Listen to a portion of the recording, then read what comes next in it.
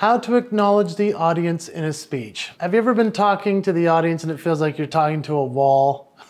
Well, let's break through that wall. We're going to acknowledge the audience. I hope you enjoy some of these tips and tricks today.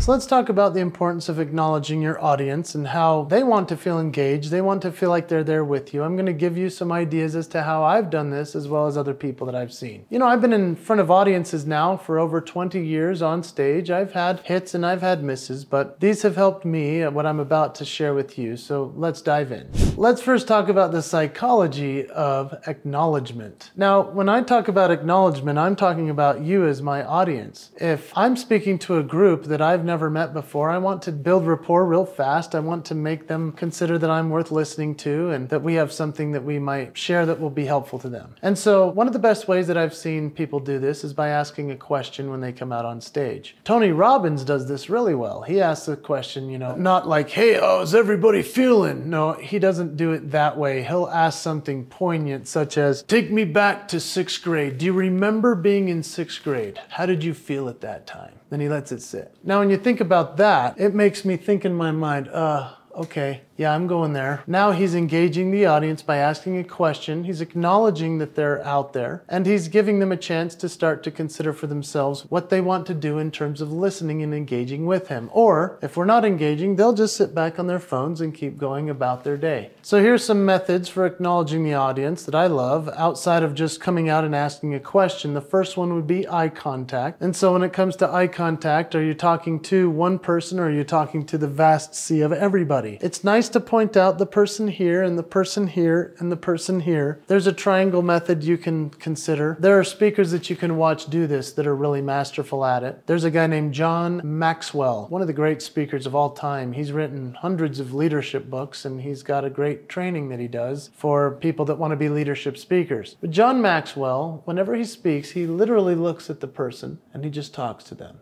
And he asks them the question, and then he sits and he waits for them to acknowledge. And then he looks at the other person. He literally sits on someone, it seems, for 10 to 15 seconds. It's really interesting. I've tried it myself. I have a hard time looking at someone for more than 3 to 5 seconds. So try a John Maxwell, 10 to 15, and look at the person eye contact for a long time.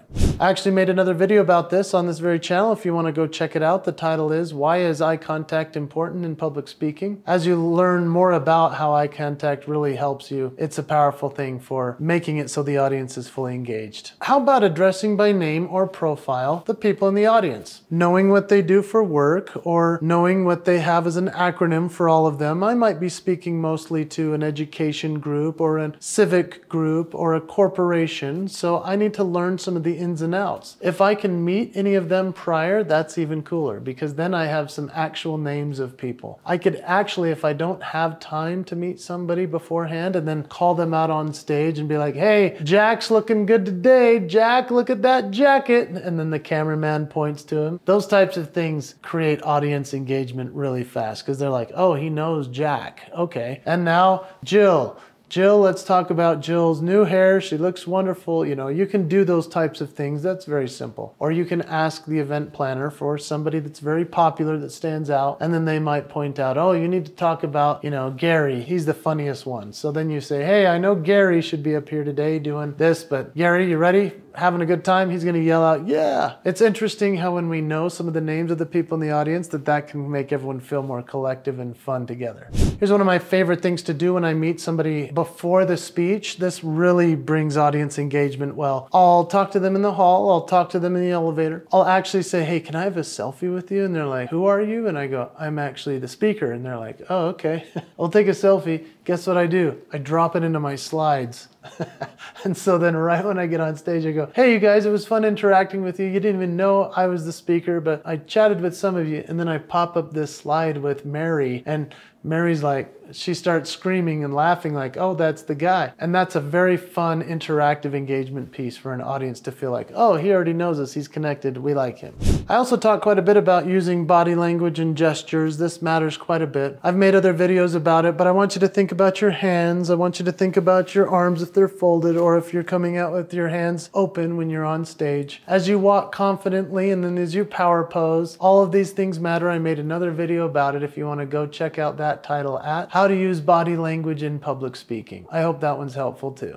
How about inviting audience participation? And it's not just about inviting a question, but rather actual participation. And so I'm going to do that with you right now. I want you to go into the comments and type in what has been helpful so far that I've shared. And I'm going to reply to it when I get the chance to see your comment. I will reply, I promise you I do, to everybody's comment. And I appreciate you taking the time to do that. But think about audience engagement. Maybe as you were watching, you were a little bit hypnotized watching me or zoning out. Now I've asked you to do something. So now you go and type. That means that we're now back awake. Together, engagement, that sort of thing. I would also love for you, if you would want to create something for your engagement pieces. These are really cool, actually. I do this all the time when I talk about discover your signature moves. ICM process, which is identify, clarify, magnify. So I'll go into the clarify part after I've made people identify their talents. And I'll say, hey, let's clarify in the audience for somebody here, their talents, their gifts, and their signature moves. And I'll walk over to a very popular secretary or assistant or CEO or executive, and I'll have them stand in front of all the people. And now I'm off stage, right? So I'll go out there and I'll say, hey, let's clarify for Claire. Let's say her name is Claire. Claire, we're going to clarify for you your talents, gifts, and signature moves. Everybody give me a good word that identifies Claire. And now people are shouting out, powerful, friendly, helpful, great mom, you know, all these wonderful things. Now Claire's crying, the crowd is feeling good. We've now engaged at a different level. It's completely different audience participation, but it gets them on my side really quickly. If you want to learn more about the ICM process, go to icmprocess.com and you can download a little bit of the materials that I utilize, and you can utilize them as well. I hope that you enjoy. Often overlooked would be the ability to mirror the audience's mood. I spoke recently to a group of kids that were in a juvenile detention center in the middle of Nevada. They were kids from California and Nevada, and it was a very rough group. I knew that they didn't want to see me, and I was scared. But I was there. I didn't have a mic. I had no sound system, just me and a bunch of kids that were going through a hard time in their life. I had to match their mood. At first, they did not want to be there. So I acted kind of like I didn't want to be there. I was like, hey, you guys, you know, I know you don't know me. I don't know you. This is kind of weird for both of us. But so I was acknowledging the elephant in the room. And then I told them a story, and I made it big, but I didn't make it so big that it felt weird. I made it big so that they knew I was in it. And I kept acknowledging that. I was like, isn't this crazy that I'm sharing this way? And I'm so all in on this story. And they were like leaning there like, yeah. And they started to agree with me. And then I would quiet down when I could tell they needed me to slow down and chew on the thought. And then I'd speed up and I'd get all excited, and they were all in on it with me. It was interesting to watch this audience because I mirrored their mood and their energy. So they came along with me. It was a powerful experience, and I encourage you to try it. And then of course, a lot of speakers don't acknowledge the audience's time. A lot of speakers just figure, hey, I have this presentation prepared, I'm gonna do my hour, but then they might even go over. Oftentimes, right as you take the stage, you have a challenge because the last 4 speakers went over. And so your hour that you were supposed to have now is 25 minutes. This happens to me quite a bit. I'll walk out on stage and I'll say, hey everybody, I know that you all know that we end in 25 minutes. I'm gonna make sure to keep that promise for you. That's the quickest way you can actually engage an audience to be on your side, because they're like, oh, thank goodness, this guy's not gonna go a full hour. That's a powerful one.